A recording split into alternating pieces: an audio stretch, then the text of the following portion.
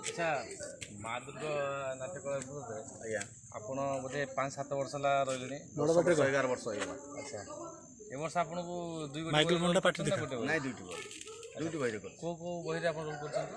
ଏଇଟା ମିଛର ଗପ ସରିଗଲା, ଖରାପ ଝିଅର ଗପ। ଆଚ୍ଛା ମିଛ ରାଧରେ ଆପଣ କ'ଣ ପାର୍ଟ ନେଇଛନ୍ତି? ମିଛ ରାଧରେ ମୁଁ ମଥାନ ରୋଲ୍ କରିଛି, ଗୋଟେ କ୍ରିକେଟ୍। କ'ଣ କମେଡ଼ିଆନ୍ ନା ଭିଲିଆନ୍? ନାଇଁ ଗୀତ କମେଡ଼ି ପ୍ଲସ୍ ଖରଭଙ୍ଗା। ଆଚ୍ଛା ଦୁର୍ମୁଖ। ଆଚ୍ଛା ଆଉ ଗୋଟେ ବହି କ'ଣ? ଆଉ ଗୋଟେ ହେଉଛି ଗୋଟେ ମଦୁଆ କ୍ୟାରେକ୍ଟର କରିଛି, ସ୍ଲାଇଟ୍ ମଦୁଆ। ଆଚ୍ଛା ବହି ନା?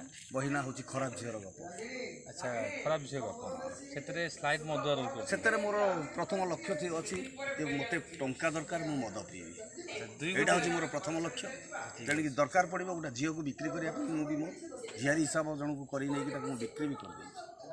ଦୁଇ ଗୋଟି କ୍ୟାରେକ୍ଟର ମଧ୍ୟରୁ ଆଜ୍ଞା ଆପଣଙ୍କୁ ଉଚ୍ଚକୋଟୀର ଅଭିନୟଟା କେଉଁଟାକୁ ଲାଗେ? ମୋତେ ମିଛୁଆ ରାଧୁଆ ଗପ ସରିଗଲା। ସେଥିରେ ମୋତେ ଅତି ପରିଶ୍ରମ ବି କରିବାକୁ ପଡ଼ୁଛି, ଆଉ ଗପ ବି ଭଲ ଲାଗୁଛି। ଦୁଇ ଗୋଟି ବହି ମଧ୍ୟରୁ ଏ ବର୍ଷ ମା ଦୁର୍ଗା ନାଟ୍ୟ କଳା ପ୍ରସ୍ତୁତ ହେଉଛି। ଆଜ୍ଞା କେଉଁ ବହିଟି ଉଚ୍ଚକୋଟୀର ପରଫର୍ମାନ୍ସ ଦେବ, ଦର୍ଶକ କାହାକୁ ଗ୍ରହଣ କରିବେ, ସେଥିପାଇଁ କିଛି କୁହନ୍ତୁ। ସେଥିପାଇଁ ଆମେ ତ କହିପାରିବାନି, ଏଠି ଆମର ରିହର୍ସାଲ୍ ଯାହା ଚାଲିଛି, ତଥାପି ଷ୍ଟେଜ୍ ହେଲା ପରେ ସେଇଟା ମାଙ୍କର ଏଇଟା ହେଉଛି ତ ମାନସିକ ନାଟକ। ମା ଦୁର୍ଗାଙ୍କର କ'ଣ ଆଶୀର୍ବାଦ ରହିବ, ଗୋଟେ କେଉଁ ମାନେ ମିଛୁଆ ରାଧୁଆ ହିଟ୍ କରୁଛନ୍ତି କି ଖରାପ ଝିଅର ଗପ ହିଟ୍ କରୁଛନ୍ତି ତାହା ଜଣାପଡ଼ିନି। ସେଇଟା ମାଙ୍କର ଆଶୀର୍ବାଦ ରହିଛି। ସେଇଟା କେଉଁଟା କରିବେ ସେଇଟା ଦର୍ଶକ କାହାକୁ କେଉଁ ଟାଇପ୍ର କେତେ ଭଲ ଲାଗିବ ଆମେ ଜାଣିନୁ, କିନ୍ତୁ ସେଇଟା ମାଙ୍କର ଆଶୀର୍ବାଦରୁ ଏଇଟା ହିଁ ଚାଲିଛି।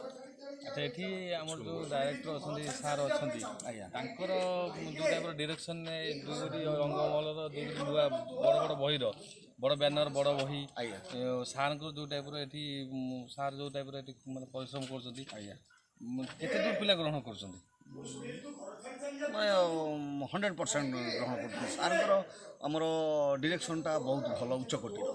ଆଚ୍ଛା ମୁଁ ଶୁଣିବାକୁ ପାଇଲି ଏ ବର୍ଷ ମାନେ ଯେଉଁମାନେ ହିରୋ କ୍ୟାରେକ୍ଟର ସେମାନେ ଏବେ ଖଳ ଚରିତ୍ରରେ ଅବତୀର୍ଣ୍ଣ ହେଉଛନ୍ତି। ଯେଉଁମାନେ ଅଛନ୍ତି ମାନେ ବୟୋଜ୍ୟେଷ୍ଠ କଳାକାର ଯେଉଁମାନେ, ସେମାନେ ଗୋଟେ ଗୋଟେ ବଡ଼ ବଡ଼ ଭୂମିକା ନେଇଛନ୍ତି। ମୁଁ ଶୁଣିବାକୁ ପାଇଲି ଯେ ଅନୁଷ୍ଠାନର ସବୁଠୁ ମାନେ ତାଙ୍କୁ କ'ଣ କହନ୍ତି, ମାନେ ଯିଏକି ଅଭିନୟରେ ବହୁତ ବର୍ଷ ହେଲା ଅନୁଷ୍ଠାନ ସହିତ ଜଡ଼ିତ, ବହୁତ ବର୍ଷ ହେଲା ସେ ଅନୁଷ୍ଠାନର କହିବାକୁ ଗଲେ ଗୋଟେ ମେନ୍ ଅଙ୍ଗ।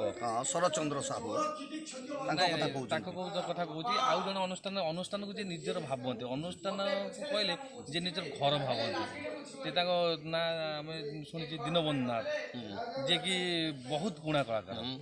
ସିଏ ଏ ବର୍ଷ ଶୁଣିବାକୁ ପାଇଲି ଯେ ମାନେ ଉଚ୍ଚକୋଟୀର ଅଭିନୟ ତାଙ୍କୁ ଗୋଟେ ଦିଆଯାଇଛି।